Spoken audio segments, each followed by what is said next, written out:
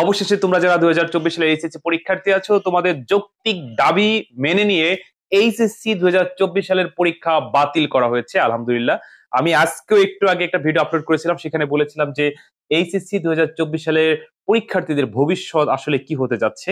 কারণ বারবার বারবার রুটিন পরিবর্তন হচ্ছে, দীর্ঘ সময় ধরে একটা মানে জট লেগে আছে এইচএসসি পরীক্ষা 2024 নিয়ে।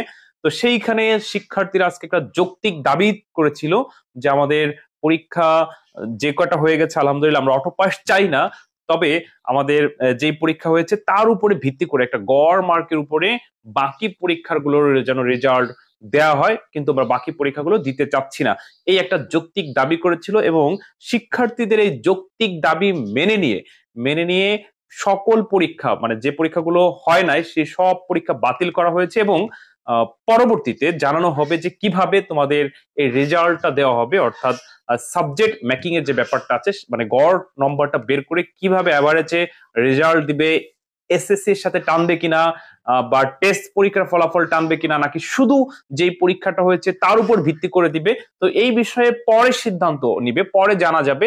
তো আপাতত এই পর্যন্ত তোমাদের জন্য একটা গুড নিউজ, সেটি হচ্ছে সকল পরীক্ষা বাতিল, যেগুলো এখনো বাকি আছে হয় না, সব বাতিল, সব বাতিল, আলহামদুলিল্লাহ। আমি আজকেও এর আগের ভিডিওতে বলেছিলাম যে তোমরা যারা 2024 সালের পরীক্ষার্থী আছো, তোমরা যে শিক্ষার্থীরা যে যৌক্তিক দাবিটা করছো এটা 100% যৌক্তিক, এবং আমরাও একমত।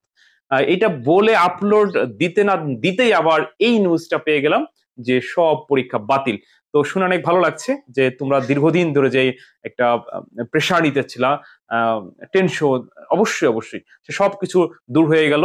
কারণ তোমরা অনেকেই আছো যারা আন্দোলনে গেছিল, অসুস্থ হয়ে পড়ছো, হসপিটালে আছো, পড়াশোনা থেকে দীর্ঘদিন বাইরে ছিল, নতুন করে পড়তে গেলে কি মাথার ভিতরে উল্টাপাল্টা চিন্তা ভাবনা আসে আমি বলতেও পারতেছি না ঠিক মতো। তো সবকিছু মিলে আলহামদুলিল্লাহ, আলহামদুলিল্লাহ তোমাদের পরীক্ষা বাতিল হয়েছে, এখন থেকে আর কোনো টেনশন নাই। শুধু অপেক্ষা করো যে তোমাদের রেজাল্টটা কিভাবে তারা পাবলিশ করবে, সেই বিষয়টা আমরাও অপেক্ষা আছি, জানবো। তো আমি যদি কোনো আপডেট নিউজ পাই সঙ্গে সঙ্গে তোমাদেরকে আমার এই চ্যানেলের মাধ্যমে জানানোর চেষ্টা করবো। তো ঠিক আছে প্রিয় শিক্ষার্থী, কিন্তু 2024 সালের পরীক্ষার্থী, তোমাদের জন্য শুভকামনা রইল, তোমরা সবাই ভালো থেকো, আমার জন্য দোয়া করো। আসসালামু আলাইকুম।